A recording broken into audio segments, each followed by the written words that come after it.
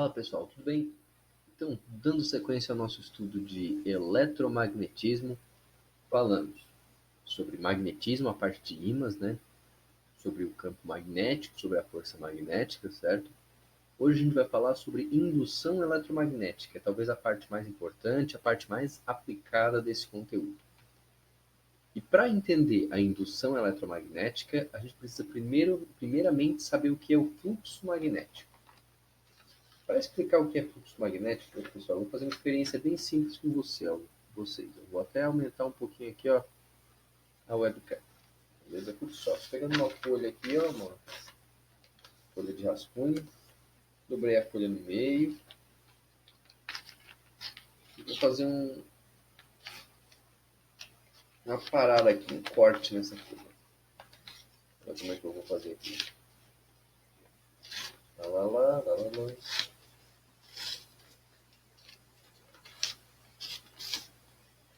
Curte só o que eu acabei de fazer com a folha, pessoal. Voilá. Uma janelinha. Certo? Agora, imaginem o seguinte. Imaginem que eu pego essa janelinha aqui, ó. Coloco ela aqui, certo? Coloco ela aqui para vocês. Agora, vamos imaginar que está saindo um vento lá de trás, ó. E está vindo para cá. Ventão. Vocês concordam que se eu botar a janelinha aqui, ó. Esse vento vai passar dentro da janelinha? Então tá um ventão aqui, ó. Dentro da janelinha. Do que depende a quantidade de vento que vai passar por dentro desta janelinha? A primeira coisa que vocês podem pensar é o seguinte: da intensidade do vento. Logicamente aqui dentro não tem vento nenhum. Então, quando eu faço isso aqui, não passa dentro da janelinha. Mas se de fato tivesse um vento soprando aqui, ó, aí ia passar vento aqui dentro, né? O segundo ponto é do tamanho da janelinha. Se eu pegar uma janelinha bem pequenininha, não entra muito vento. Agora, se eu pegar uma janela bem grandona, assim, um janelão, aí passa bastante vento aqui dentro, né? E o terceiro, galera, eu fiz esse desenho para mostrar para vocês, é a inclinação. Só, se eu pegar a janelinha e fizer isso aqui com ela, ó, deitar a janelinha. Vocês concordam que esse vento que está soprando aqui, ó, não consegue entrar na janela se ela estiver assim deitada? Agora, se ela estiver assim, entra um pouquinho, né? Assim entra mais. E assim entra um monte de vento. Né? Assim entra o máximo a quantidade de vento possível e assim a mínima quantidade de vento possível. Certo? Esse vento que sopra dentro da janelinha, certo? A quantidade de vento que consegue penetrar, permear a janelinha, é o fluxo de vento. Agora vamos imaginar que ao invés de vento, eu tenho aqui um campo magnético. Esse fluxo, essa quantidade de campo que consegue permear uma região, é o que a gente chama de fluxo magnético. E como que eu vou definir então o fluxo magnético, ó, galera? O fluxo magnético, deixa eu pegar aqui o apontador. O fluxo magnético, galera, é a quantidade de linhas de campo que permeiam uma região, certo? Uma certa área. Vai depender da intensidade do campo, do tamanho da área e daquela inclinação que a área está fazendo. Então essa é a equação, ó. O campo magnético, em Tesla, né?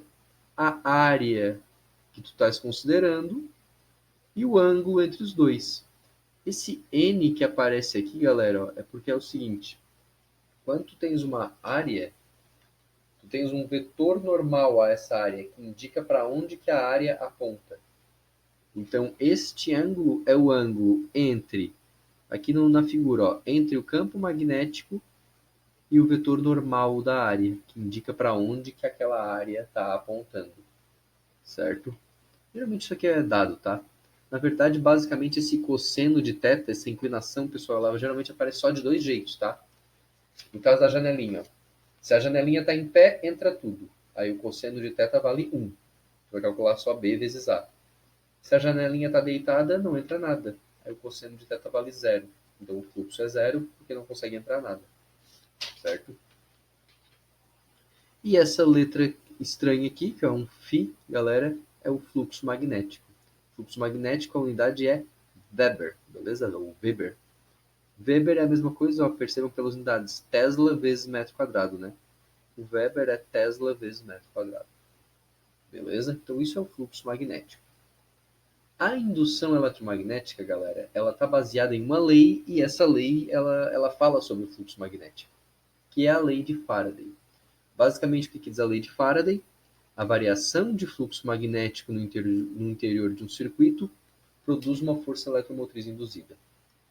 Vamos pensar o seguinte: a primeira coisa que a gente falou, pessoal, sobre eletromagnetismo foi a experiência de Ørsted. A gente falou o seguinte: corrente elétrica produz campo magnético. Será que o contrário também é possível? É possível campo magnético produzir corrente elétrica?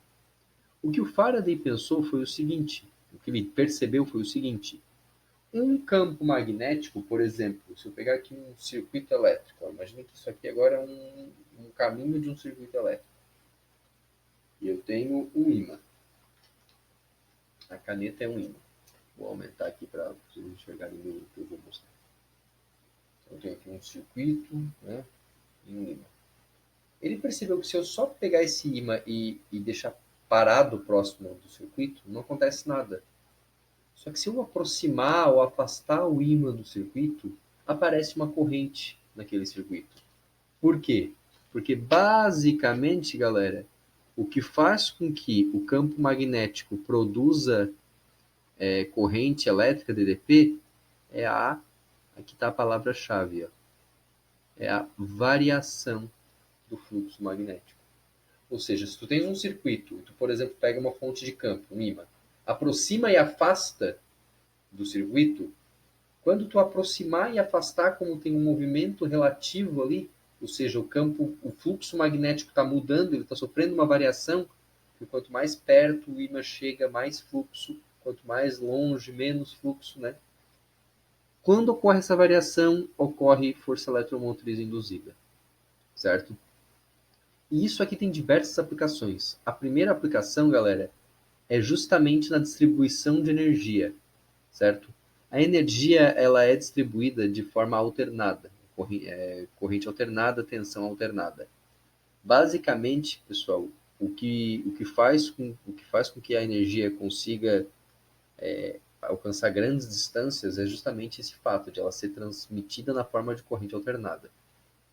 Isso quer dizer que quando ela é justamente gerada através de uma forma, de um efeito eletromagnético, da lei de Faraday.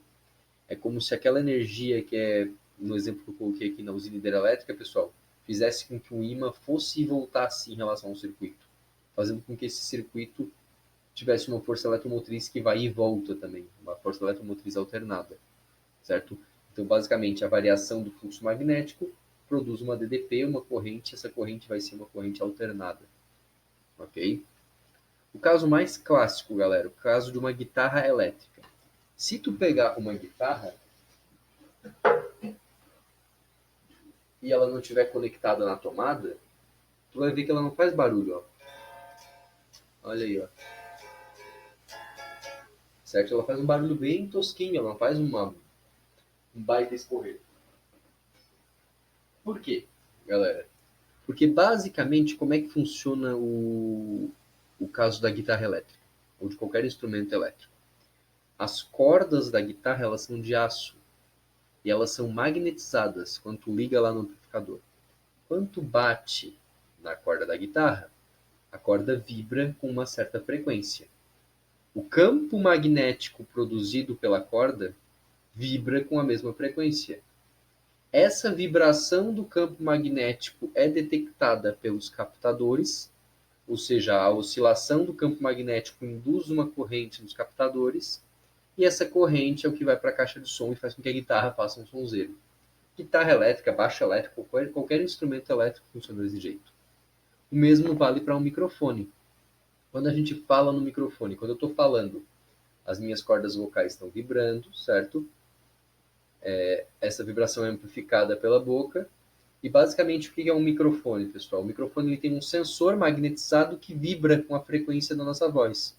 Como esse sensor está magnetizado, quando ele vibra, o campo magnético dele vibra também.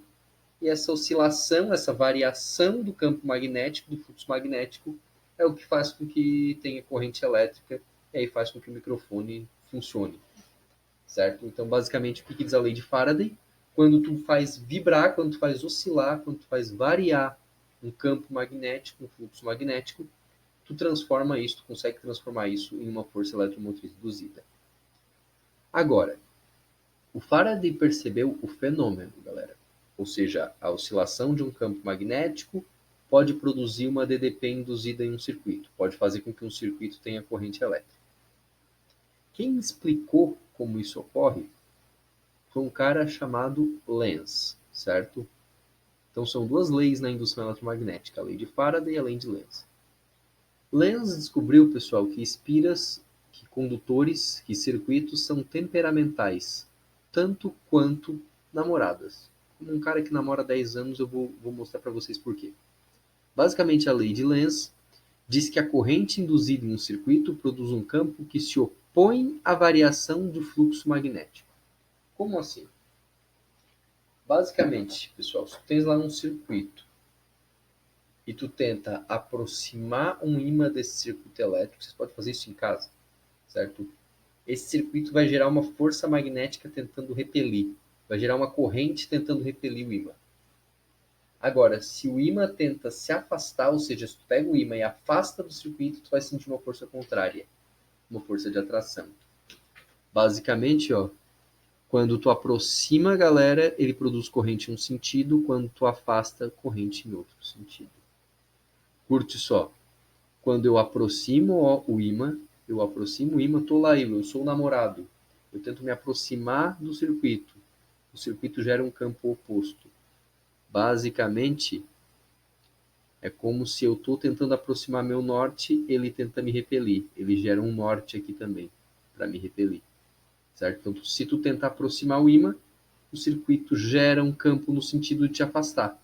Para gerar esse campo, ele induz uma corrente elétrica. Agora, se tu tenta afastar um ímã, ele vai tentar, nesse caso, ele vai gerar um sul magnético, né? Para tentar te aproximar de volta. Então, tu vai pegar o ímã em relação ao circuito. Se tu tentar aproximar, o circuito vai tentar te repelir.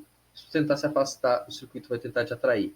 Exatamente como faz uma namorada, né? Se tu tenta se aproximar, ela te repele. Se tu tenta se afastar, ela te atrai. Certo, galera? Beleza? É boa essa analogia, né? Então, é isso aqui. Essa é a lei de Lenz. Juntando as duas, pessoal, a gente tem uma equação, que é essa aqui, ó. A força eletromotriz induzida é proporcional à variação de fluxo magnético em relação ao tempo. Esse ΔΦ, então, é a variação do fluxo magnético, certo? Em Weber, né?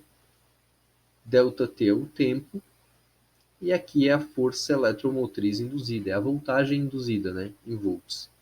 A gente diz, ó, que isso aqui é a lei de Faraday e o menos é a lei de Lenz.